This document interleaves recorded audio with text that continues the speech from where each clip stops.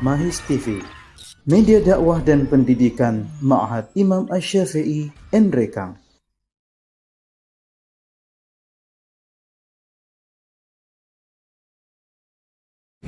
Assalamualaikum warahmatullahi wabarakatuh.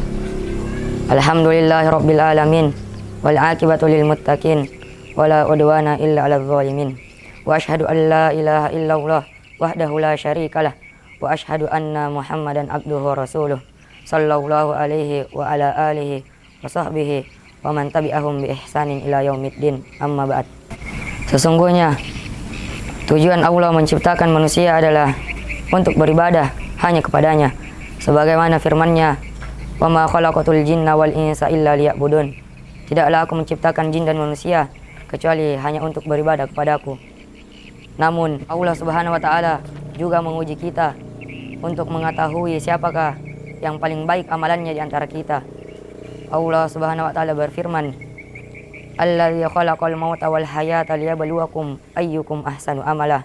Allah lah yang menciptakan mati dan hidup untuk mengujimu siapakah di antara kalian yang paling baik amalannya. Maka dari itu, untuk mencapai tingkatan amalan terbaik di sisi Allah, hendaklah kita memperhatikan dua syarat utama dalam beribadah kepadanya. Yang pertama adalah mengikhlaskan niat hanya karena Allah semata dan tidak mempersekutukannya dalam beribadah kepadanya. Allah Subhanahu wa taala berfirman, "Inna anzalna ilaikal kitaba bil haqq." Sesungguhnya kamilah yang menurunkan Al-Qur'an kepadamu wahai Muhammad dengan membawa kebenaran. Fa'budillaha mukhlishan lahuddin. Maka sembahlah Allah dengan tulus dan ikhlas beragama kepadanya. Kemudian sabda Rasulullah sallallahu alaihi wasallam dalam hadits qudsi bahwasannya Allah berfirman, "Ana agna syuraka anisyirki." Sesungguhnya aku paling tidak butuh terhadap sekutu. Faman amila amalan asyraka ma'i fihi ghairi, maka barang siapa yang melakukan suatu amalan dengan mempersekutukanku, taraktuhu wa syirkahu, niscaya aku akan meninggalkannya dan sekutunya.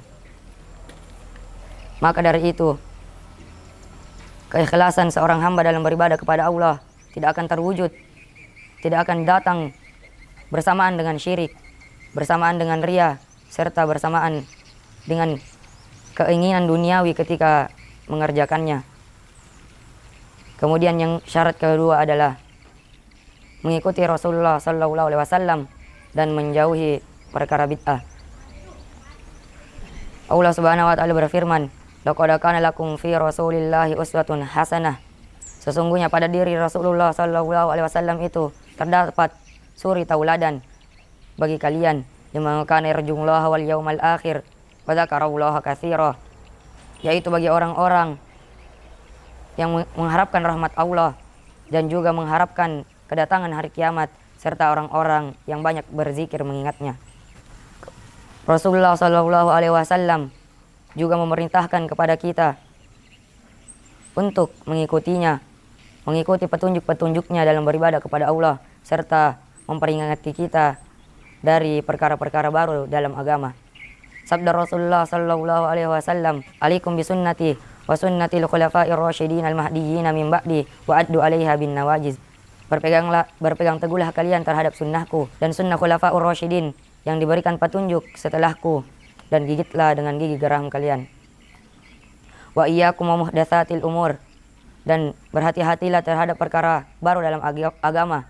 Fa inna kulla muhdatsatin bid'ah, karena setiap perkara baru adalah bid'ah. Wa kulla bid'atin dalalah, dan setiap perkara bid'ah pasti sesat. Wa kulla dalalatin finnar, dan setiap kesesatan berada dalam neraka. Kemudian yang terakhir adalah sabda Rasulullah sallallahu alaihi wasallam, "Man amila amalan laisa alaihi amruna fahuwa rad." Barang siapa yang mengamalkan suatu amalan yang tidak kami perintahkan, maka itu tertolak. Maka marilah kita berdoa kepada Allah agar memberikan kepada kita keikhlasan dalam beribadah kepadanya, serta menempuh jalan salafus soleh yang berpegang teguh terhadap Al-Quran dan As-Sunnah. As'alullaha ta'ala ayyarzuqna al-ikhlasa fil qawli wal amal wa ayyanfa'ana bima balagna wa sallallahu ala abdihi wa rasulih nabiyyina Muhammad wa ala alihi wa ashabihi ajmain, amma ba'd.